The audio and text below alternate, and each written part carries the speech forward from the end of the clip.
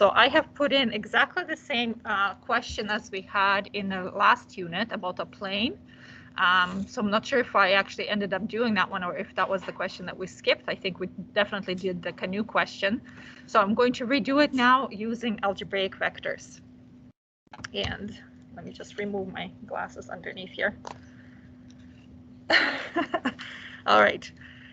So first thing is to read the question, obviously, and start off by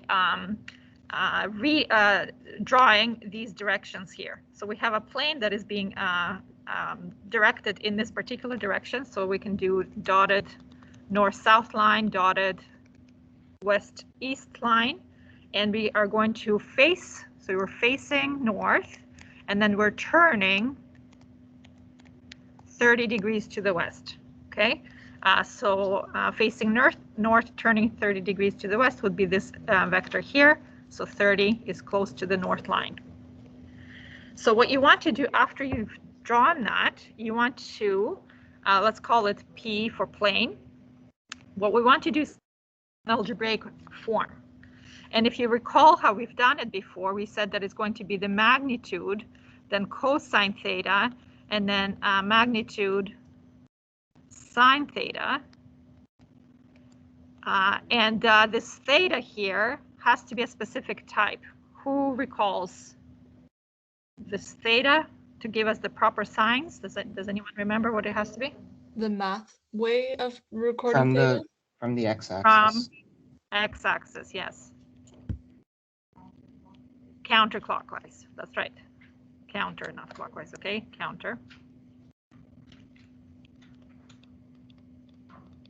So we want to know this theta right there, which based on our picture, it looks like it's going to be 90 plus 30, so that's 120. So we can say the magnitude is, well, we know the magnitude is 550 here, because you're told that that's the speed here.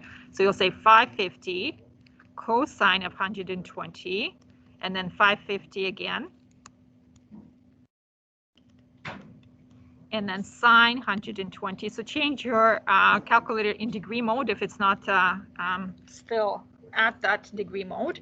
And then work this out, each piece. And of course, this is going to be not our final answer, so you might want to keep a few digits for accuracy. So 550 cosine 120 gives us negative 275, no rounding error here. And then 550 sine 120 is 476.313, well, let's say 314 or something like that. You can kind of actually visualize whether you're on the right track or not by seeing that this went to the left, right? So to the left and then upwards. So it's actually pointing at the point that looks like this. So these components could be thought of as coordinates of a point. So it does make sense with our work that our picture matches this. Then you do the same thing for the other one. We have a wind. So wind also, we're told some sort of direction. We are told this direction south 50 west. So that means we're facing south and then we're going 50 to the west. So like so. Except, do you see this word from? Right? So because it says from, it's actually not this one because we want to say from. So it's actually going to be like this. So 50 is going to be over here, okay? And so this is the one that we want to indicate again with our algebraic vectors. So we'll say it is going to be size, what's the size here? 80, I think, right? So 50 degrees is this one. So it'd say 80 degrees cosine of what? Who would like to tell me? What's the angle this time? 40 degrees. All right, and then you use your calculator as well. So 80 cos 40. And it would be 61.28, let's say 4. This is now rounded, so I'll put a dot over my equals. And then 80 sine 40 is 51.423 roughly. And so now we have also, you could double check that that makes sense because you're going over and then up. So positive and positive makes sense. So for us to be able to find the ground, so remember, it's relative to the ground. So I don't know if you guys like recording it like plane relative to ground is equivalent to plane relative to, let's say, A for air plus plane air to ground, right? So this actually represents the wind vector, and this represents the plane vector because it's airspeed. So if there was no wind at all, this is relative to how the plane can fly by itself, right? So definitely we could say that I actually just straight to this simpler version. A resultant is equal to plane plus the wind, and just go from there. But some people like to see that, and the relationship to what we did with proofs actually ties in really nicely here.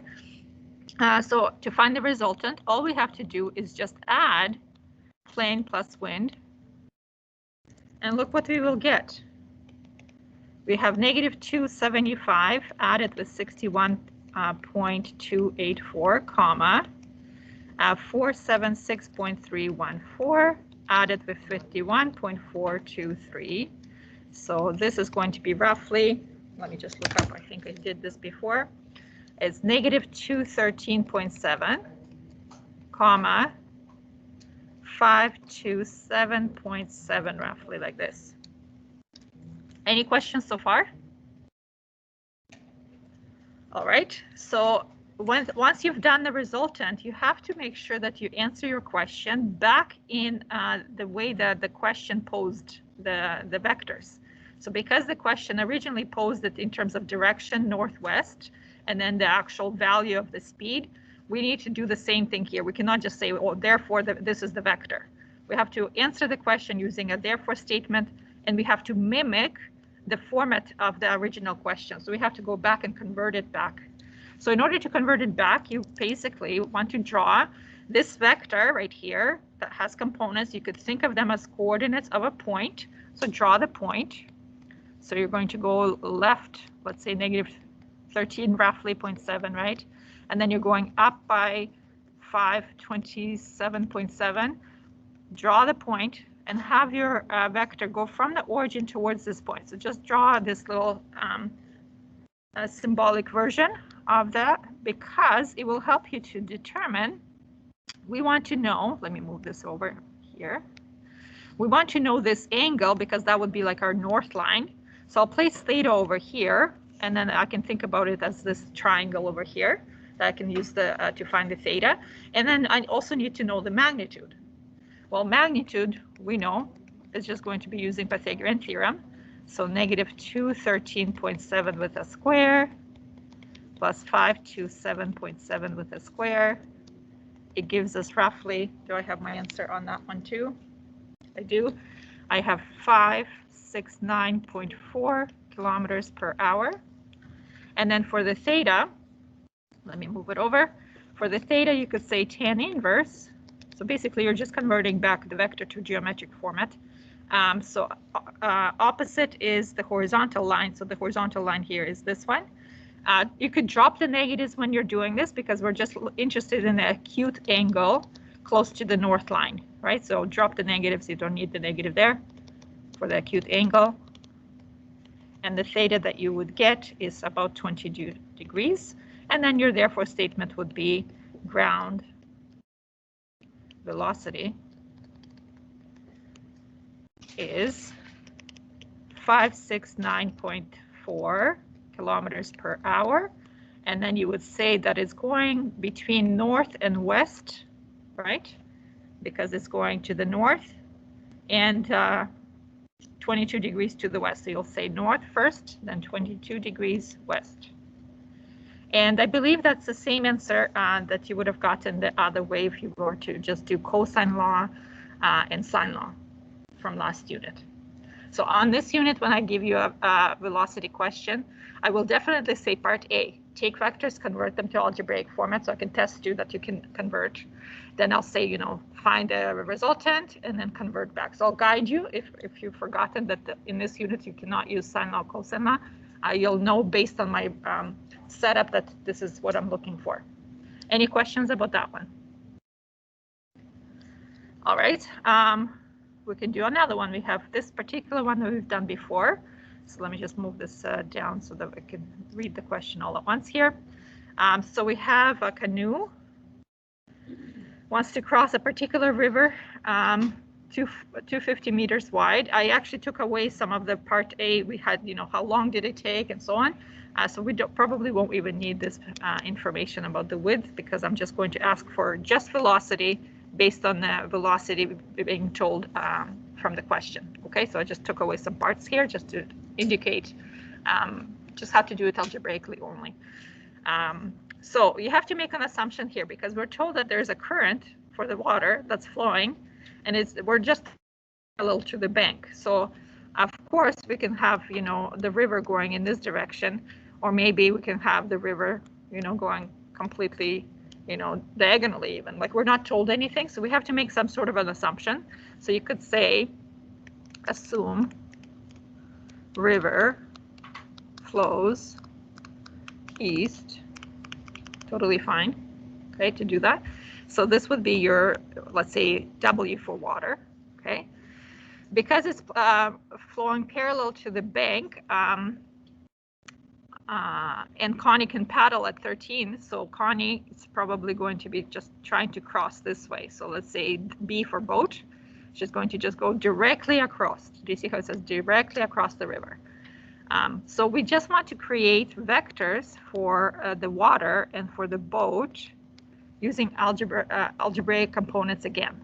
So in order to do that, remember how we do it: magnitude times cosine of some sort of angle, magnitude sine of some sort of angle. Who can tell me what that angle would be if this is the orientation of the water vector? 0. 0. All right, so when you do this calculation, well, cosine of 0 is just 1, but sine of 0 is 0. So it would be 5, 0, which makes sense because you're just going over 5, but not tilting up or down here at all. Now for the boat, we're going to have 13 as the magnitude, so cosine of some angle, sine of some angle. And by the way, if you're forgetting which one goes first, cos or sine, just think alphabetically. C comes before S, okay? So what would be the angle for this one? 90, yes. And because cos of 90 is 0 and sine of 90 is 1, it ends up being, nice whole numbers for both of these. Now for the resultant, I'll just jump straight to the easier version instead of doing it with, relative to the ground. So resultant would be boat plus the water vector together. And so when you add those together, you'll have 5 plus 0, comma 0 plus 13, which is exactly 5 and 13. Then you could draw this vector 5, 13, so 5 over this way, 13 up, place a dot, because it's not a point, it's actually a vector connected from the origin to this, like so. And then we're interested to quote some sort of angle. So again, because we said we made an assumption that there's something to do with east, you can then quote it relative to the north line as well if you wanted to. So just like before, you would answer the question about the magnitude by doing 5 squared and 13 squared. What's my answer for that one? 13.9. And then to answer the question about the theta, you could say tan inverse of what's opposite. Opposite would be the 5, because it's horizontal, over the adjacent, which is 13. And what do I have there? Tan inverse of 5 divided by 13. It gives us 21 degrees. And so therefore you would say velocity or ground velocity is, and then quote it as a vector. So 13.9, I believe it is, what's the units here? Kilometers an hour. And then quote it north 21 degrees east. So it's totally fine to do this if you've made an assumption, right? Because we made an assumption about navigation version, then you can also go that way. Or you could just say that it's 21 degrees off from where she was actually trying to direct herself. She was directing herself completely straight across, but she got moved by 21 degrees by the water current. So you can do it in words instead of actually doing it as a symbolic compass angle. I prefer that, it's just easier. Okay, Okay, wait, so When Yes. you're trying to find the angle of a vector for the first part, you have to follow the circle, I guess, the Yes. x-axis. So imagine both of these vectors are stuck to the origin, like so. Like 13 is here, 5 is here.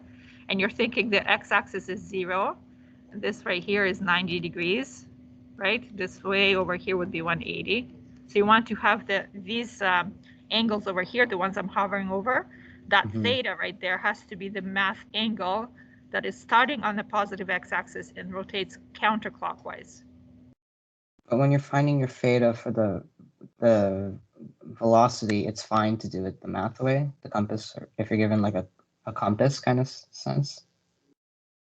So are you talking about this angle 21 in the end? So I'm quoting it in navigation way, but I can also quote it. Good call. So thank you for clarifying this. I could quote it and say this is like a polar angle, right? So when you do polar angle, we actually do magnitude, comma, and then the angle. What would that angle be? What is 90 minus 21? 69. So you'll say 69 degrees. So this is now a radius or magnitude in theta, which we call the polar coordinates. Okay. And with polar coordinates, this is the math angle, right? So maybe I shouldn't be calling it theta here if I use theta there. So let me change because that's now a different one. So let's call this one alpha, just so that it's not really confusing looking back on it, which one's theta. And there's a contradiction. I can't have theta be both 69 and 21 at the same time. So just make sure you don't use the same letters. Is this okay? Yeah. Okay, thanks. Yeah. All right, so that's one topic. I will start off one more question, but I would not, I'm not going to finish it just because there's so many vectors here. So imagine you have an object, and on this object, there's many, many forces acting upon it.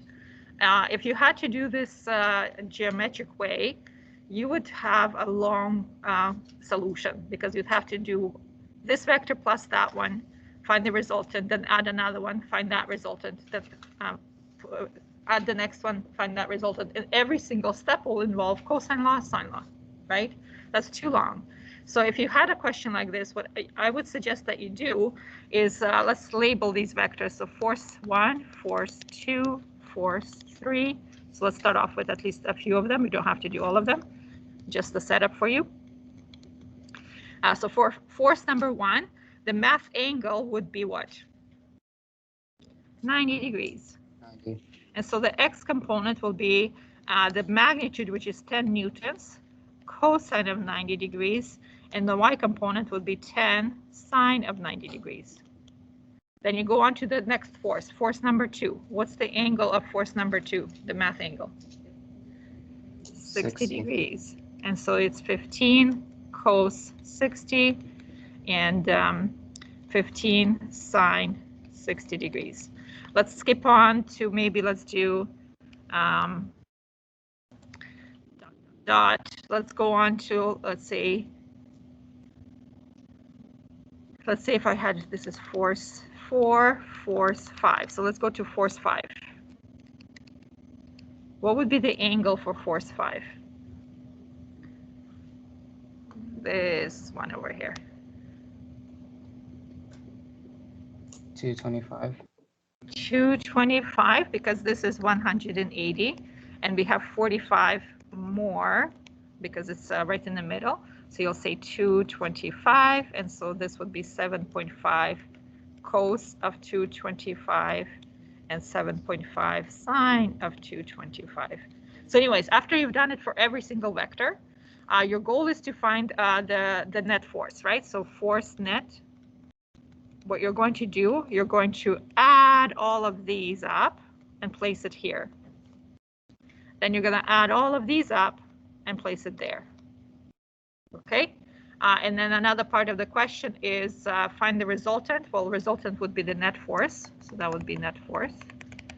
And then the equilibrium force is just going to be exactly opposite of that one. So just swap it. So for example, if net force, just, I don't know what the answer for this question. So if net force was, let's say, 5, -3, then therefore equilibrium I don't know how to call it, equilibrium force would be what?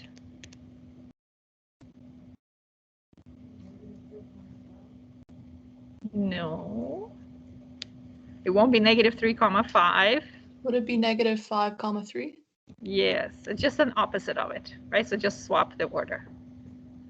Okay, so I'm not gonna do that question just because it's a lot of computations, but that's the idea behind it, and that's the key thing to know, how to deal with it, and then you could just work it out on your own.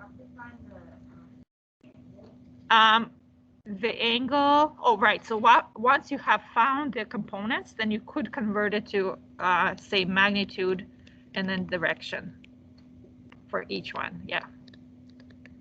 So because what your final statement should always kind of mimic what you were given, and because what you were given here was magnitudes and directions, then you want to go back to that same format in your final statement. But on that test, I'm pretty sure I will remind you, because it might not be on your mind to actually go back. So I'll say part C, convert back or something like that.